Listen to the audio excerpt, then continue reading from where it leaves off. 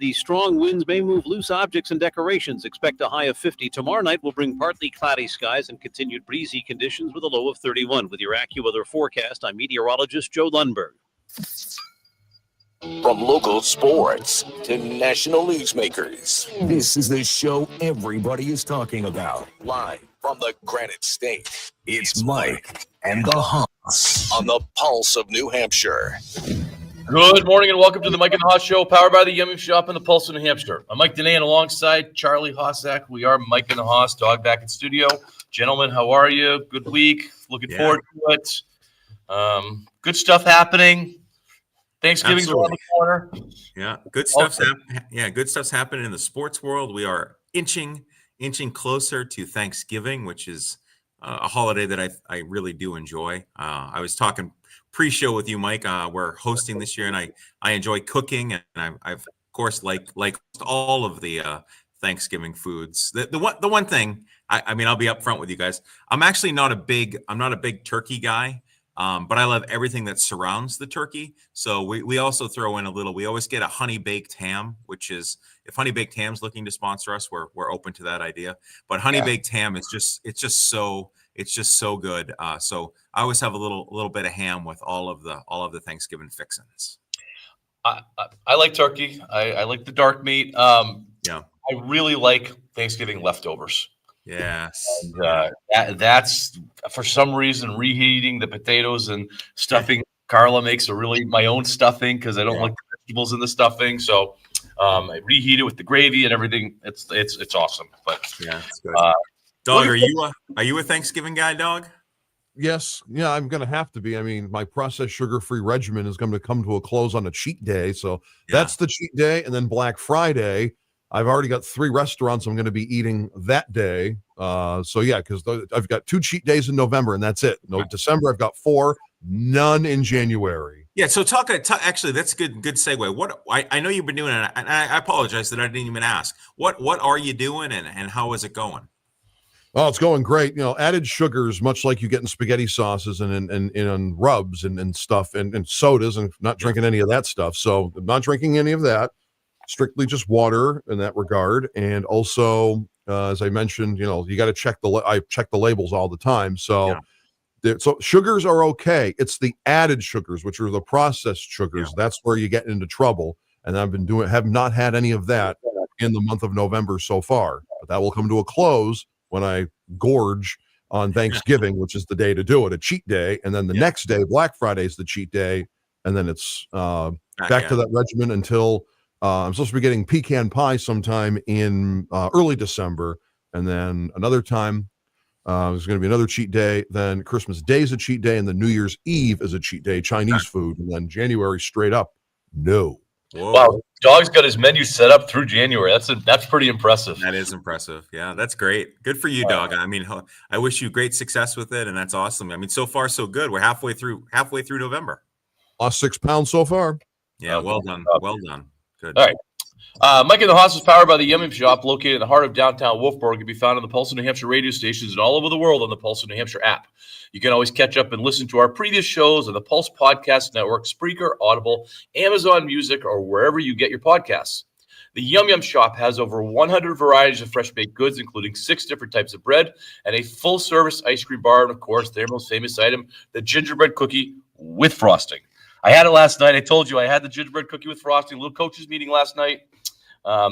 Peter Kelly, who runs the Yum Yum Shop, joined us, and he brought me some gingerbread cookies with frosting. And so let me ask you a question. They're already frosted, or did you frost them? They were made especially for me, already frosted and everything. So he knows. He knows. So make sure to visit the Yum Yum Shop the next time you're in Wolfboro, or online at yumyumshop.com. And while you're there, enter the discount code of Mike and the Hoss to receive 20% off a Gingy Box. And it is Gingy Box season at the Yum Yum Shop. So that's 30 gingerbread cookies and a little tub of frosting that you can frost them yourself. They come in a really nice box. You can join our conversation, 603-228-2080. That is 603-228-2080. And we want to thank the Heinz Group of Philadelphia and London for sponsoring our live feeds on Facebook and YouTube. So thank you. And obviously social media, Charlie? Yeah, we're all over TikTok. We're on Instagram. We're on X, course, Facebook, YouTube. You can find us just about everywhere. So make sure you give us a like, follow us. If you want to make some comments, we love to interact with our listeners, and check us out. And thanks to J-Dog, because he reposts everything on the Pulse of NH social media as well. So thank you, Dog. All right. Opening takes brought to you by the Back Bay Boathouse, where you can enjoy delicious food and drinks right next to the lake. Don't forget to order the $5 Mike in the Hoss penalty box during happy hour Monday through Friday from 3 to 5 p.m. All right. Am I going first? Yeah, you can go first. Yeah. All right. And this is going to have to. We're going to carry this into our poll question of the week. As people who regularly listen to the show, I'm not a diehard NBA fan. I'm a hometown guy. I like rooting for the Celtics, but I also can be very, very critical of the Celtics when things are going south. And right now, things are going south. The Celtics are struggling. I think they're one game under 500 at this point. Yeah, hey, hang on, let's do it. They're 6-7. Yeah. I've been waiting for that. Yeah. So, they're a different looking roster than they were last year. I give them that. But they still have Jaylen Brown. They still have Derek White. They still have Peyton Pritchard. They still have, good basketball players. What I'm seeing is the complete lack of competent coaching every time that I turn on a Celtics game. I have a list of things that I want to gripe about, but Joe Mazzulla right this season is getting exposed as a less than average coach. I'm not going to say he's the worst coach in the league. I'm going to say he's a less than average coach. And I never really thought, and we did this last week on one of our questions, I forget it was OT or the show, that how much coaches are involved in the success of a team. Right. Compared to sports. We said NFL was the greatest. And I always felt that the basketball coach sends 5 guys out in the field and it's all about the talent. And what I realized is that the talent can hide the coach's ability in the NBA. I mean, and the Celtics had a lot of talent over the past couple of years, and they had a lot of things that broke their way. This year, they have average talent. They have, Jaylen Brown's a third-team All-Pro, so I guess in that respect, they're above average, but they have at least average talent. Joe Mazzulla is less than average coach because you could see where the coaching is lacking. And, things like when they go to a timeout, and especially in crunch time at the end of the game, and he draws up a play. Charlie, I'm not a basketball guy. I'm telling you, I can draw up a better play than what they do coming out of those timeouts. Yeah, I said to you the other day when we were in the car, I said to you the other day, when he draws up a play, I feel like pretty much the information that was conveyed in the huddle was somebody get open and we'll throw the ball to you, take the shot. Like that's what it looks like. It's chaos. There's nothing that's happening. They make one cut. Brown gets the ball or Pritchard gets the ball, and then basically everybody gets out of the way and they say, go take a shot. Yeah. That's it. That's the only thing that happens, and it happens time and time again. And so what you're seeing is a lack of coaching, a lack of leadership. So that's one reason. They're coming out of tight. The players are regressing. And that's a really big indicator of where the coach is at. We're talking about Derek White as a 24% three-point shooter. The three of us have talked about Derek White in a very fond light over the last 3 years in the way that he plays. And yes, it was complimentary, but when one of the guys went down, he was able to step up and score 27, 28. We said it on our show that whatever they need, he will give them. Yes. And so he'll score 28, 30 one night and then bang out 10 assists the next night, depending on what they need. That's not the player we're seeing. It's very Marcus Smartish. He's turned Derek White into a Marcus Smart type of player that he hucks it up from everywhere. He's going to take the shot. It's his shot. And again, that's coaching. There is zero ball movement. There's none. Right. You can go through a whole quarter and there's like 2 passes. Yeah. I don't understand. It's basically whoever gets the ball under the basket on the defensive end is going to be the one that takes the shot on the offensive end. Yeah. They just dribble the ball up. Maybe there's a pass on the outside, but usually not. If Pritchard gets the rebound, he's taking the shot. If Brown gets the rebound, he's taking the shot. And if White gets the rebound, he's taking the shot. Yeah. It makes no sense whatsoever. His behavior towards the media is not helping him because he's not likable. And I think right now, because of Joe Mazzulla, I would say that the Celtics themselves are not likable. Right. So, I'm not getting a lot of feelings, and I look online, there's not a lot of feelings that, that underdog mentality or people are rooting for the Celtics. You're not seeing that at all. You're seeing people turn them off. And you're wondering, is management going to finally step in and say, people are not watching the Celtics? NBC Sports Boston has post-game live, post-game live, or whatever they call that stuff. And stop. They're a very unsuccessful team. What are you guys talking about?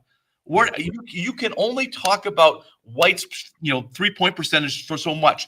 I'm just wondering when NBC Sports Boston is going to turn off those shows, and they're going to say this team doesn't deserve 2 post-game shows. I got it when they were, running, but not now. I feel the same way about the Patriots. When the Patriots were struggling, their post-game show was 45 minutes. Yeah. When Brady was going, their post-game show was 2.5 hours because they generated that kind of interest. Right. And I feel the same thing with the Celtics right now. They just don't generate the interest. What about the idea with I wanted to ask you about this, about Joe Mazzulla. So Joe Mazzulla,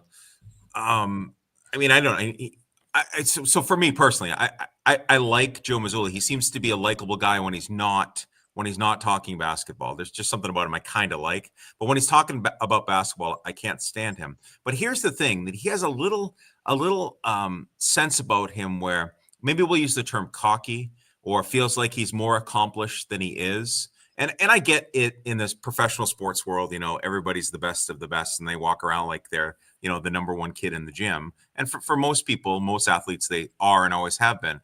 But Joe Mazzulla, I don't know. I wish he would take a position of, I'm grateful to be in the position that I'm in, because technically he didn't really earn the right to be in that position. And here he is. So let's knock it down a notch or two, Joe, and just kind of be grateful and kind of come from that position. Not that you're like Pat Riley, that you're not Pat Riley. So I don't know. That's my take. That's a great point, Charlie. You're right. He got the job because Ime couldn't keep it in his pants, and that's the reason why he got the job. And so, there was dysfunction in a very, very talented organization at that point, because you had Tatum prime, you had Brown prime, but you could see the difference between Ime Udoka and Joe Mazzulla and how they're playing. It's like night and day compared to. I think Ime was a pretty good coach, and I think that he fit well with the Celtics. What he was doing was working with the Celtics. Right. Joe Mazzulla won. They won a title because, one, they probably had the most talent, but two, their path to the title was through a whole bunch of damaged teams. Yes. And the timing was perfect. Every time that they got to the next series, Halliburton's out. Or, the Cleveland, Dog, who was out in Cleveland? Donovan Mitchell. Thank you. And he was out. They had a very fortunate path. And I'm not taking the title away from them. But they win in spite of Joe Mazzulla. They do not win because of Joe Mazzulla. The joke, we've said this, if the three of us are coaching the Celtics with that team, with that playoff path, as long as we stay out of the players' way, which of course we would, they win the title, even if we're on the bench. Yeah. So Joe Mazzulla wasn't doing anything special on the bench for that season that the Celtics won the banner. Yeah, and then the only time that the Celtics won by 35 against Memphis, the only reason they won was because the 3-point shot went in. Yeah. That's it. There wasn't a massive coaching change or anything like that. It's just the ball happened to go in, and the ball seems to go in against the poorer teams, or the teams that aren't as quite as talented, because the pressure's not there. Yeah. But as you know, when the pressure's there, it's a lot more difficult to make the shots. It's a terrible system, and I don't understand why Brad Stevens is allowing this to go on, because it's visible to the most novice basketball fans that something's amiss on that team. Mm-hmm. Yeah, you're right. So, you're 13 games into the season. I don't know. I don't know what the fate of Joe Mazzulla is, if anything, or the Celtics, or is Brad Stevens saying, you know what, we don't have our best player. Let's give them some, I don't know, grace, and let's just see what they can do. Maybe they can be a 500 team. Maybe they can squeak into the playoffs. And this is kind of what we expect for this season. And then we'll kind of figure it out. We'll circle the wagons and worry about next year. Is it too early to say that? Is Brad Stevens thinking that way? Can you even think that way if you're the general manager? Can you think that way if you're a Celtics fan and saying, I'm a Celtics fan, but saying, we'll just cash it in this year? Or do we also say things like, Peyton Pritchard an amazing 6-man. You know how much I love Peyton Pritchard. You know what? He stinks as a starter. There, I said it. Well, he's not a starter. So. The starters go against the other team's ones. Yeah. The 6-man goes against often the other team's 2s. Correct. And there are guys that are destined to be 6-man and go against the 2s. If you're a 2, you should be going against the 2s because you get exposed going against the 1s. And that's what's happening with Peyton Pritchard. We're going to go to break, but before we do that, let's do this current week's poll question, Dog, and then we'll do last week's, sometime later in the show. Okay, here we go.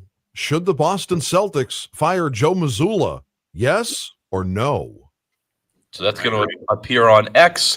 Follow us and retweet it. We're going to try and get some more responses on our repost it. There's no tweeting. Oh, you got me again. Repost it. God darn it. Got it. Elon, you got me. All right, we'll be right back. Your home for news, talk, and information. This is 107.7 WTPL, the pulse of New Hampshire. We hear it all the time. I wish I'd known about this sooner. Why didn't my doctor tell me this could help? Hi, this is Dr. Stephanie and Dr. Brooke from Crossroads Chiropractic. After 25 years on the radio, we hope you know that misalignments in your spine could be the cause of unwanted secondary health conditions like neck pain, sciatica, low back pain, migraine headaches, and even things like asthma, digestive problems, or infant colic. Shifts in the spine, called subluxations, can happen at any age, from slips and falls, car accidents, poor posture, sports, and even the birth process. We hope you know that only chiropractors are qualified to detect and correct subluxations in the spine. Make a date with us. Find out how chiropractic can help you with an initial visit at Crossroads Chiropractic. This month, a complete exam with any necessary x-rays is just $59 at our 4 convenient locations in Pembroke, Meredith, Bedford, and Epping. Call 603-575-9080 or visit us on the web at crossroadschiropractic.com. It's time to celebrate 25 years of the Beck Shriners Festival of Trees in Concord. So if you can't find that dusty box of decorations in the attic, why not win a gorgeous, fully decorated tree with the 25th annual Beck Shriners Festival of Trees? There'll be over 100 beautifully themed and decorated trees, all donated by generous people, businesses, and organizations. With a variety of sizes and themes, you're bound to find the perfect tree to celebrate the holidays in your house this season. Purchase chances to win your favorite and have time to enjoy. Take your chance to win the famous lottery tree too, along with cash calendars. It's the Beck Shriners 25th annual Festival of Trees at Shriner Center, 189 Pembroke Road in Concord. Saturday, November 22nd through Sunday, November 30th. Doors open at 10 a.m. Closed Thanksgiving Day. Enjoy refreshments, games, and a special visit from Santa. For more information, call 225-5372 or go to beck-shriners.org. Celebrate 25 years of the Beck Shriners Festival of Trees. Hey, it's Big Pete, and this is Repeat from the Appleseed Restaurant in beautiful Bradford, New Hampshire. Right on. What's a good way to start your Sunday morning, Dad? Probably with a fabulous breakfast buffet. Do you know of any? I know that there's one served at the Appleseed Restaurant, and we're also serving a breakfast buffet now at Fenton's Landing and Sunapee Harbor. Sweet. Same choices at both great locations. And for the most up-to-date hours, you can check our websites, appleseedrestaurant.com or fentonslanding.com. That'd be on the computer, right? That's right, Dad, on the computer, on the internet. Love the internet. Now, what do we offer on that fabulous breakfast buffet? Oh, we have bacon, eggs, sausage, home fries, corned beef hash, Big Pete's famous barbecue pulled pork, and lots of other great stuff. And if you want to see a real live working fossil, Big Pete works the Sunday morning shift. Yep, and I'm still out working you. Burn! Not like the bacon that you burned last week. Ouch. Just hit appleseedrestaurant.com, where we have crazy. Coming up at noon, we talk tech with Kim Commando. In the meantime, we're back to Mike and the Hoss on the pulse of New Hampshire. Mike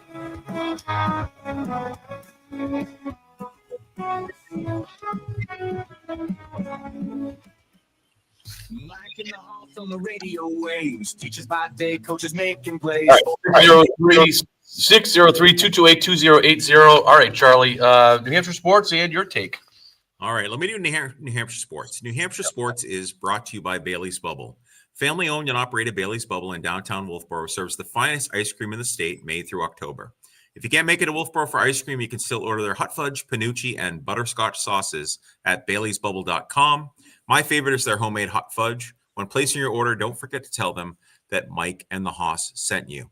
So I'm going to continue with our opening takes, but we will be giving a NHIAA update, a fall sports update with playoffs. The playoffs are still going on in the state of New Hampshire, and we have some champions in volleyball. We'll get to that in a little bit.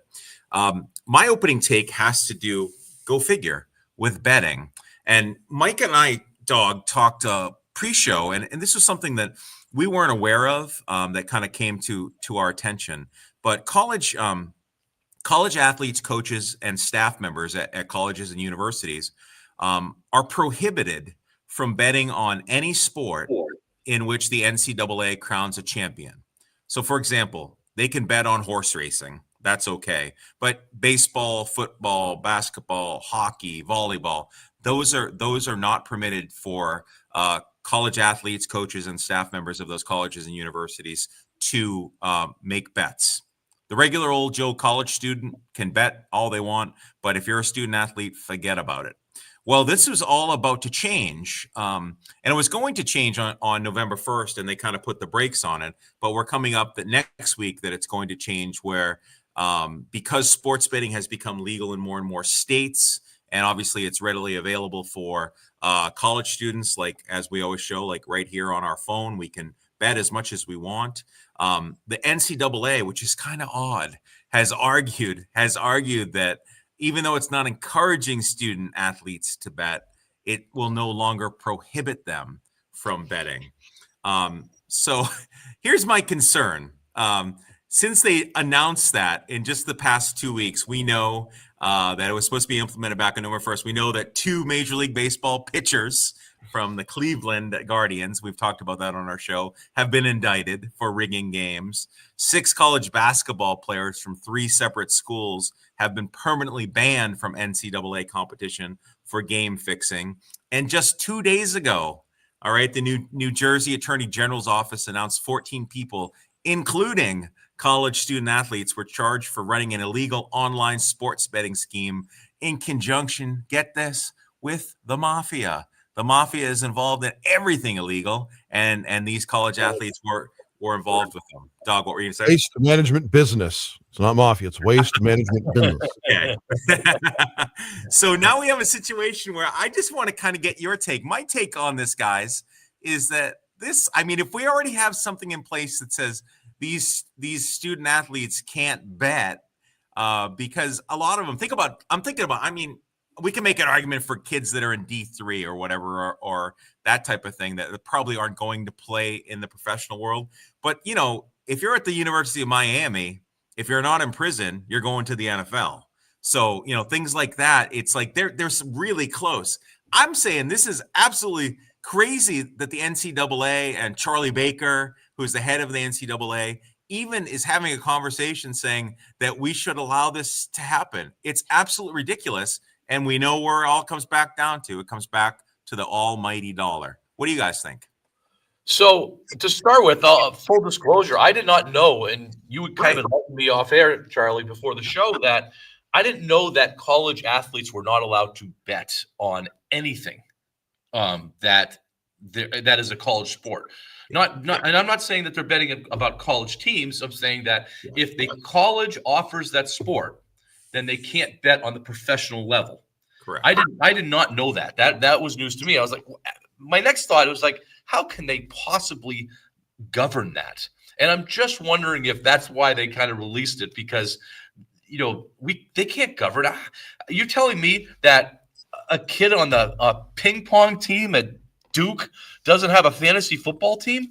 There's no friggin' way that that's the case. So it's so accessible, on everybody's phone, or not just on their phones, but we talked about this. You can go to the stadiums and there's a DraftKings booth that you can lay money on, so you could bet at every single thing. I just can't see how it could be managed to say, no, if you play a sport in college, you can't bet on anything. That doesn't make any sense.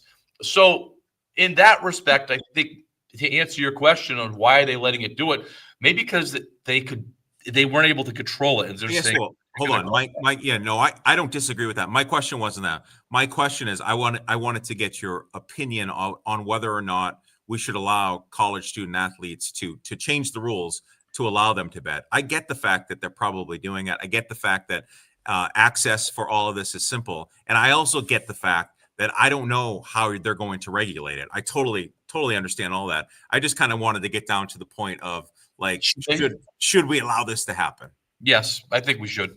I think we have such a betting culture right now that if we're going to reform betting, I think it needs to be at what we're allowed to bet on, not who can bet, but what we're allowed to bet on. I think that's the direction that it should go. And we've said this extensively. Prop betting, in-game betting has got to go.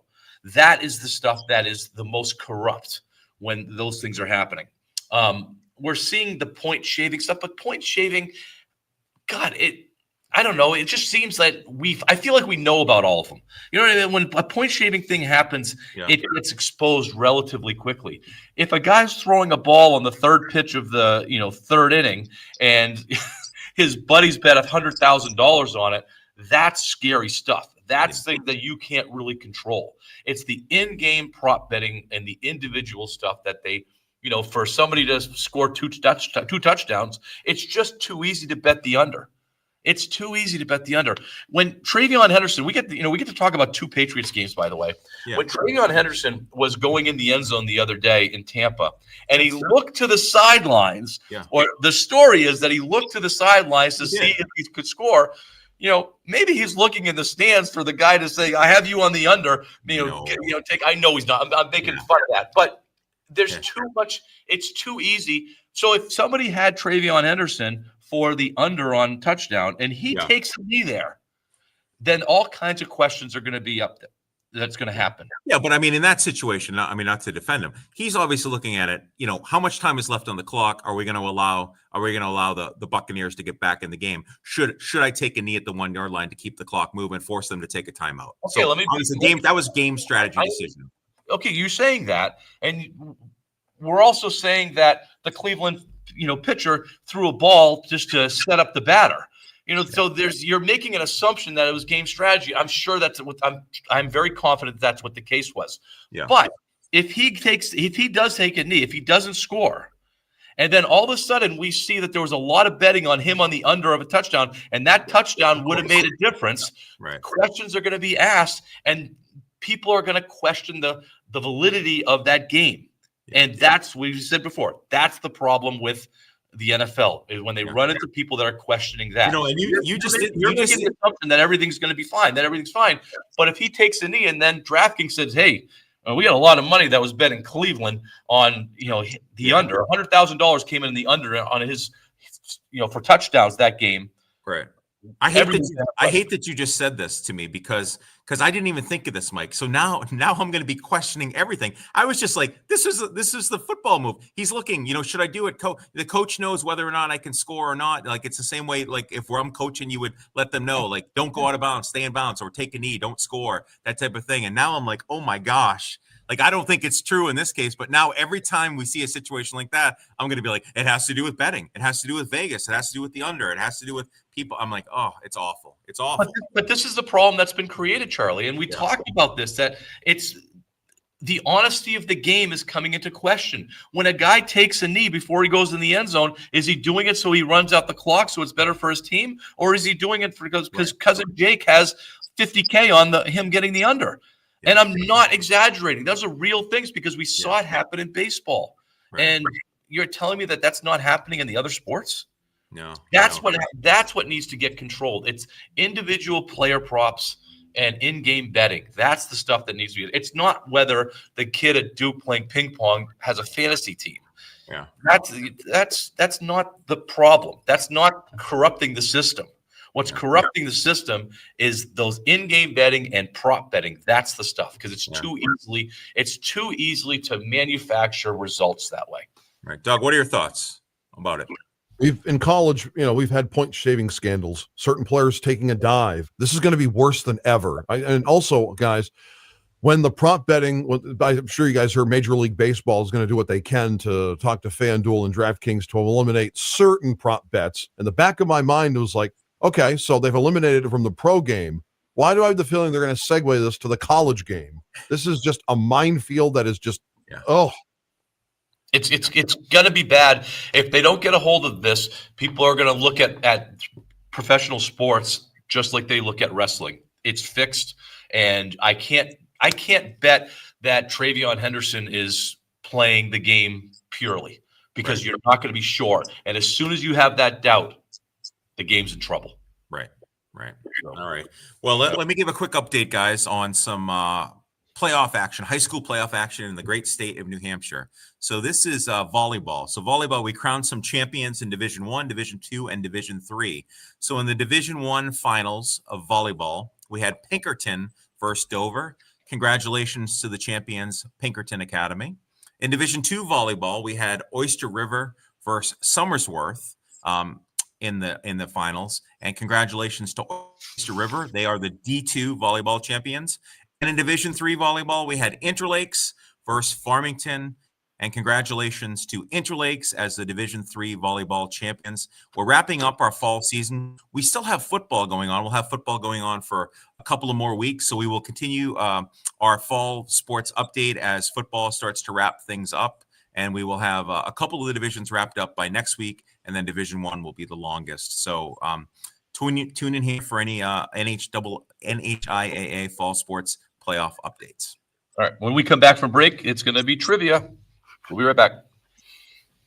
107.7 WTPL, the pulse of New Hampshire. Ben, Buddy looks amazing. I love his new haircut. Where'd you take him? Nowhere. Oakley Local Pet Spa came right to my house.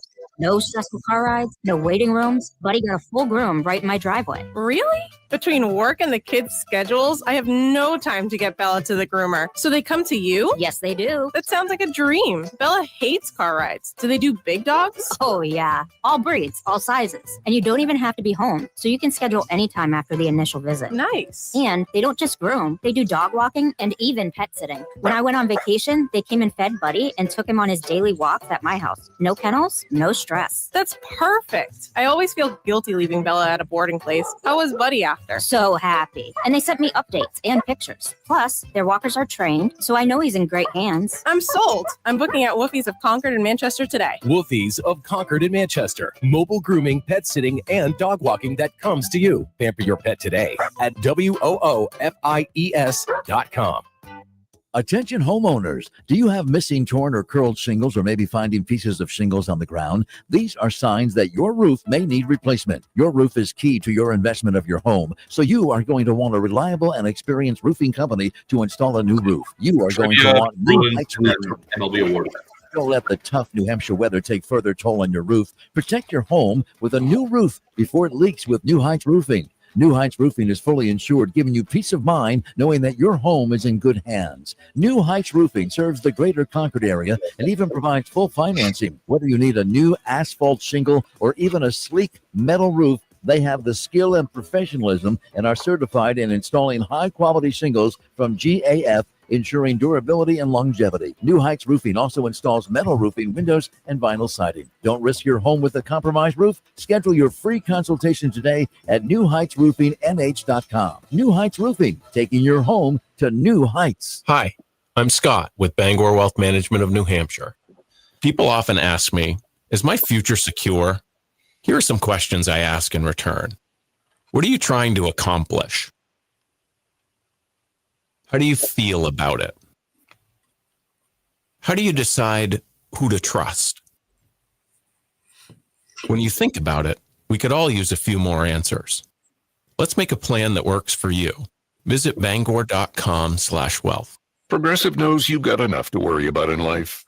Hi, it's your life again. Feel like another year is just slipping away. Yeah, remember all those New Year's resolutions you made? You still haven't finished the first book. Just 19 more to go. I mean, if we're being honest, it wasn't a very realistic goal. Have you ever considered that you intentionally self-sabotage? So what's that about? So let Progressive protect your home and auto, because you've got enough to worry about. Progressive Casualty Insurance Company affiliates and other insurers not available in all states. Get in touch with the show anytime at thepulseofnh.com and on the free to download Pulse of NH app. Now, back to Mike and the Haas on the Pulse of New Hampshire. Mike and the Haas, sports talk classics in New England Magic broadcast fantastic. Los Borough crew where the echoes scream. fathers, coaches, chasing the dream. The Boston Bruins are 11-8. When we're going to talk about them in a second, because I think we're all surprised about the Bruins and how well they're doing, and we're also going to talk about the baseball awards that came out for Major League Baseball. But first, it's trivia time, Charlie. Trivia is sponsored this week by Bailey's Bubble. So you're going to have a chance to win a gift card to Bailey's Bubble. You can use it in the off season, ordering their different types of sauces, or you can just save it for the spring and summer when you visit Wolfboro to get yourself a delicious hot fudge sundae. All right. Who was the last Red Sox player to be named American League Rookie of the Year? Who was the last Red Sox player to be named American League Rookie of the Year? If you know, 603-228-2080. That's 603-228-2080 for a chance to win a gift card to Bailey's Bubble. So, as I mentioned, the Bruins are 11-8. I think they're doing much better than any of us expected at this point. They're on tonight, the big game against the Habs. Tonight, there's the dog put on the ticker, their arch rival, the Montreal Canadiens. Pre-game at 6:30. They're dropping the puck at 7. Both the Canadians are doing pretty well, and the Bruins are right there. So Bruins were in first place for a little bit this week. I don't think they still are, but they were in first place in the Atlantic. So that's again, you kind of root for the Bruins because they're overachieving. Yes. And when we already talked about the Celtics and their 6-7 record, every middle schooler just went crazy who was listening to the show. But anyway, except for Dog. Yeah. For Dog. They're underachieving. And I think, you put in our notes, Charlie, that it's going to be a long season. I think it will be. I think it's going to be a long season for the Celtics. But the Bruins, they're selling tickets right now. People want to go see them. They're into it. Pasta had his 400th goal, and then they just inducted Zdeno Chara into the Hall of Fame. So they did. Good news. Bruins are rolling. It's a good week for the Bruins. The Bruins are off to a great start, so that's exciting because, like you said, I don't think we're going to have a lot of excitement from the Boston Celtics this season. Yeah. Your trivia was about baseball, and Major League Baseball published their awards this week, or announced their awards would probably be a better way to say it. I think you and I both have some thoughts on it, but before we go to that, Tom from Belmont has an answer for trivia. Tom, what do you have? How are you? Listen, I think it's Dustin Pedroia, 2007, maybe? Yes, you nailed it. 2007, it was Dustin Pedroia. He was the last Boston Red Sox player to be American League Rookie of the Year. Yeah. Well done. And I think MVP that year, too. Yeah. Yeah. No, MVP the next year. It was the next year that he got the MVP. 2008. Oh, okay. I knew somewhere around there, Yeah. The next year. That's awesome. Hey, we appreciate you. Thanks for listening to the show, and you hang on with Dog, and we'll get you your gift card to Bailey's Bubble. And if you do make it out to Wolfboro, look us up. We'd love to join you for an ice cream. Thank you very much. All right. Thanks, Take Tom. care.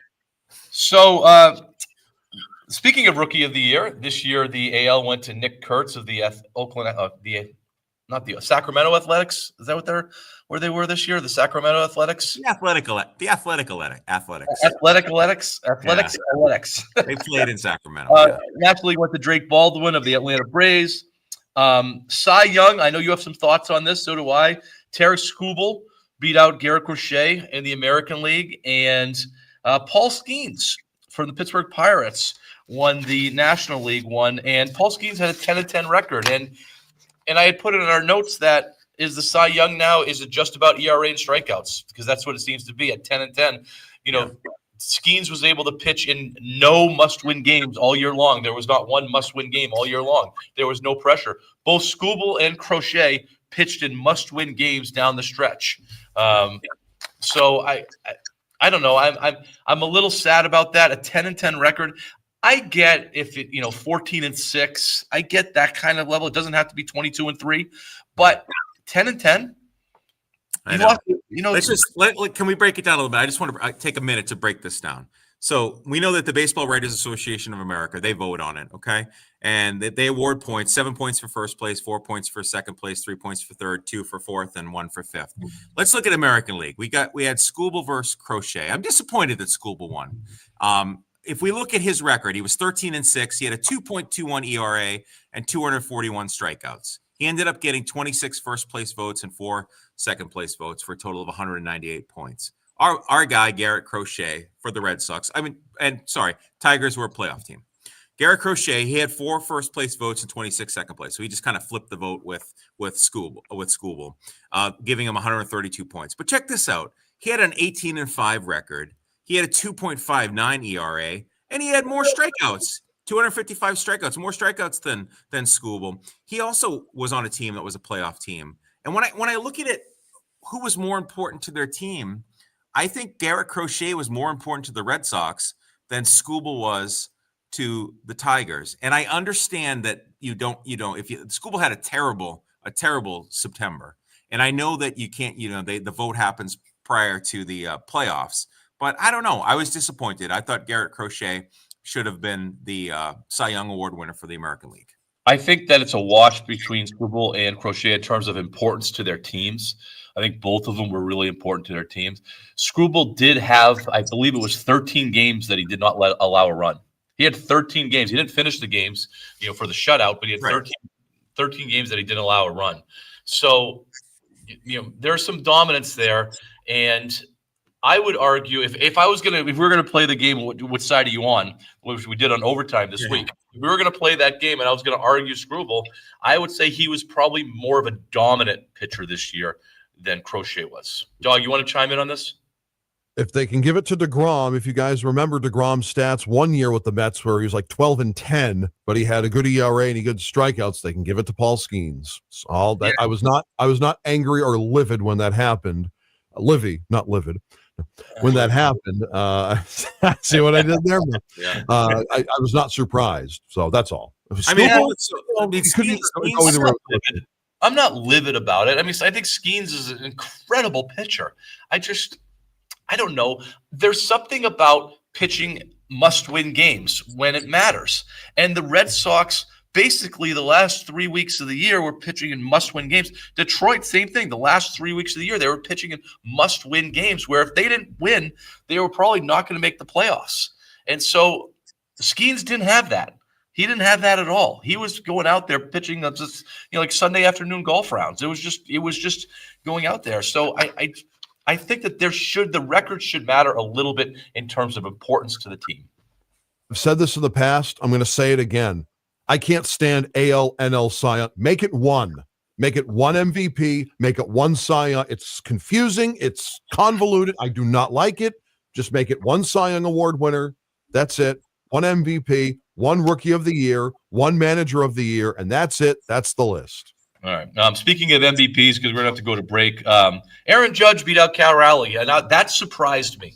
That's one that surprised me, and I think the New York effect had it because I think if Cal Raleigh plays in New York, he gets that hands down. I think the season that he had was probably, to your point, Charlie, more important to the Mariners than the season that Judge had to the. Now, Judge is not a worthy winner. It's just I think it probably should have gone to Cal Raleigh, and then by no surprise, Shohei Ohtani won the MVP. But to Dog's point, if there was one, if you had to choose one, if there was not an American League, not a National League, it probably would have been Shohei Ohtani. It definitely would have been Shohei Ohtani. Definitely. He got every single first place vote. So yes. Yeah. Shohei's a Hall of Famer. Well, Judge is too. At Shohei, 4 MVPs. 4. That's great territory you're in. Do you think if he stays healthy, do you think he's not going to win next year? Being the pitcher, the dominant pitcher, and the hitter that he is, do you see anybody else that's going to be able to argue that they're more valuable than Shohei Ohtani? Oh, he's the prohibitive favorite going in. He's got to be. The second place in the NL was Kyle Schwarber, and he had 23 first place votes. 23 second place votes. That being said, he can't win. He can't win because he's going to be on the Boston Red Sox. Yeah, good luck with that. All right, when we come back, we're talking Patriots. This is the Pulse of New Hampshire, 107.7 WTPL. Hi, this is Frank. And this is Cheryl from Capital Craftsman in Romance Jewelers. And we're here to talk diamonds. There are so many options out there, and sometimes it helps to have some basic knowledge. Absolutely. And whether it's natural, made by Mother Nature, lab grown, which contrary to popular belief, are not grown in a lab, they are made in a factory. We know the idea of people in nice white coats watering diamonds in a neat little scientific lab sounds kind of cool, but it's just not the case. Whatever you're in the market for when it comes to your choice of diamonds, Capital Craftsman and Romance Jewelers will guide you in the right direction. We offer loose and preset options in white gold, yellow gold, platinum, and silver. If you're looking for engagement rings, earrings, necklaces, or bracelets, our options are virtually endless. And if we don't have them, we can make you a custom designed piece. Capital Craftsman and Romance Jewelers, 16 North Main Street, downtown Concord. You can follow us on Facebook or visit us at capitalcraftsman.com. We want to be your family jeweler. Scott Lawson of the Lawson Group on standard operating procedures. You should have standard operating procedures for any task, job, piece of equipment, machinery that you work on. And part of that standard operating procedure should be the safety requirements. And the safety requirements don't mean personal protective equipment and guards. It should be the training and education and tools that are required to make the product safely. And I always try to draw the conclusion for companies when we talk about this stuff to say, you don't do it for the name of safety. You do it for safety, productivity, and quality. Because all the behaviors that it takes to produce a lot of stuff with high quality are the same behaviors it takes to do it safely. Most companies just don't work that way. So while I have you, do you have any quick kind of advice? Think it through. You do it right the first time. You don't create a lot of scrap. You don't create a lot of waste. You're very efficient with what you do. For workplace safety information on everything from indoor air quality and hazardous materials management to noise exposure, wellness consulting, and workman's comp, it's the Lawson Group. Go to thelawsongroup.com. The largest arcade in the world is right here in New Hampshire, just north of Weirs Beach on Route 3. It's Fun Spot. Generations of kids have enjoyed Fun Spot's pure family fun. And now today, those kids bring their families to Fun Spot. Founded by brothers Bob and John Lawton in 1952 and still family operated today, Fun Spot is a little bit of Lakes Region history. Be sure to make Fun Spot part of your plans when visiting the Lakes region. Fun Spot, Weirs Beach, open year-round for mini golf, bowling, arcade games. The D.A. Long Tavern, bingo, plus a free party room for birthdays. No visit to the Lakes region is complete without a stop at Fun Spot for pinball, classic video games, skee ball, and pizza in the Brag and Dragon restaurant. And as Fun Spot founder Bob Lawton is famous for saying, Fun Spot has the games that people play. Fun Spot, Route 3, Weirs Beach, a proud sponsor of Vacation in New Hampshire. You're listening to the Granite State's own Mike and the Hoss on the Pulse of New Hampshire. Mike on the mic, Hoss playing boss. Wolf for a new night where the snow gets tossed. Talking socks packed with a swagger of floss. We have about 7 minutes left, and we got to get our picks in. But before we do that, we want to Maine Love Water is soon to be the sponsor of our last segment. So Maine Love Water, the way that water should be, and we're looking forward to telling their story. Yeah, we can't wait. But check this out. Yeah, I got one too. I love it. No, thank you, Maine Love. All right, so we get to talk about two Patriots games, and we only have a couple of minutes to do that. Unfortunately, big win against Tampa. I mean, the Tampa game was their marquee win of the year. I would say even more than the Bills win. The Bills was obviously a good win too. We don't have any other ones because all the other ones are from the bottom of the league, including the Jets on Thursday night. But, you know, that Thursday night game was a real trip. That could have been a trip-up game for a team that is rolling the way that they are. And it wasn't. You know, I think that they commanded that game the whole time. Drake May is increasing his MVP chances every single week. Doesn't necessarily mean he's going to get it. I think it's a two-horse race right now between him and Matthew Stafford. I know you think a running back in Indianapolis is going to get it, but I don't think they're going to go that way. I think that Jonathan Taylor is going to get the Offensive Player of the Year, and the MVP is going to be between Drake May and Matthew Stafford. And right now, I'm a homer. I would say that Drake May is working with a lot less than Matthew Stafford, that the Rams would probably be in a pretty good position if they had Jimmy Garoppolo playing quarterback for them, relative that if Jimmy Garoppolo was playing quarterback for the Patriots, it would be a significant difference. All right. I don't disagree. I mean, I think when we did our thing, I don't think Jonathan Taylor is going to win the MVP. When before we go to picks, how many wins do you see the Patriots ending up with this year? They're at They already exceeded my expectation, right? I said between 7 to 8 wins, so they're already at 9. Everybody's expectation. All right, so let's go. 8.5. Yeah, so I mean they've got the Bengals or the Bungles, however you want to say it, next week. Oh, they're the Bungles. Yeah, then they're going to play the Giants. Hang on, then they're going to play the Giants on Monday Night Football. So I have them at 11 wins. You have them at 11 wins. Yeah, 11 wins. Dog, what do you got? I'm thinking 13 now. They lost 13, win 13, lose in the second round, but you get the idea. I think it's going to be 13 or 14, and I think that right now the only ones that I see them is Buffalo and Baltimore.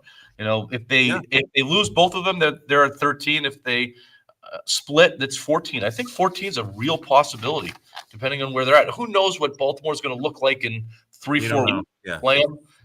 But and who knows what Buffalo will look like? I mean, if Buffalo can't right the ship, they may be out of contention by then. That is true. All right, picks. I had a good week last week. I increased my lead a little bit, 34-16. Charlie, you're 32-18, and Dog at 28-22. So Dog's got some making up to do. We might see Dog taking some chances. First game is going to be I get 5 good games here. The Buccaneers at the Bills. Yeah. So I have to go first, and I think the Buccaneers are a good team. I just don't think they're going to travel well, so I've got the Bills. You and your travel. No, this is a game that the Bills need to right their ship. As I was saying previously, the Bills are going to beat the Buccaneers in a tight game. Dog? Dalton Kincaid is out. I think that's not going to help the Bills. I'm taking the Bucs. Oh, good for you. All right, Seahawks at the Rams. Seahawks 7-2. Rams 7-2. Matthew Stafford's playing lights out. 12 touchdowns in the last 3 games. Seahawks. This is a preview potentially of the NFC Championship game, and I'm going to say Seahawks are going to win this game. So I get Seattle. Oh, Mike, they have to come down the coast all the way to L.A. That's not far. I know it's not that far. Matthew Stafford, he's going to put up MVP numbers. The Rams are beating the Seahawks. Dog. Rams because you got Puka Nacua and you've got Devontae Adams. Stafford's the MVP of the NFL right now. It's Rams all the way. They're looking super. Ooh.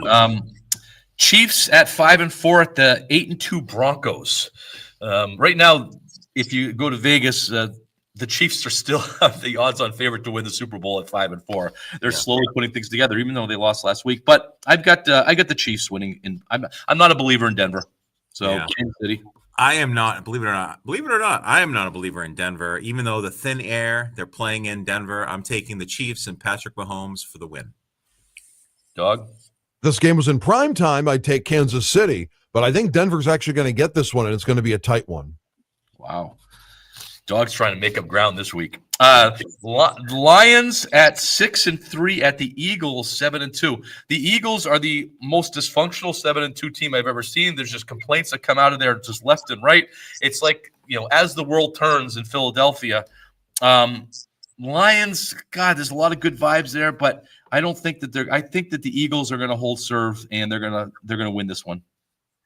Agreed. Fly Eagles fly. The Eagles beat the Lions. This is Sunday Night Football, by the way. This is a big game right here. I'm taking Philly, and they'll defeat the Lions. All right. And the last one is the Chargers at 7-3, visiting the Jaguars at 5-4. So Travis Hunter out for the season, blew out his knee. Chargers, they're hanging around. The West is incredible. The AFC West is a lot of good teams out there. I've got the Chargers. I as well. The Chargers are going to beat the Jacksonville Jaguars. Nervous about this one, but I'm going to take the Bolts over the Jags. I'm just slightly nervous about it. They got to travel 3,000 miles or close to that from Inglewood, California to Jacksonville. So yeah. Their Chargers are 3-1 away, so they certainly. I just don't believe in the Jaguars. That's probably more. I just don't believe in the Jaguars. You put it simply. So we get some differences. There could be a shift in the standings next week. All right, Bruins tonight. Pregame 6:30. Drop in the putt against the Montreal Canadiens. Thanks for listening, everybody. Bye, everybody. Have a great week.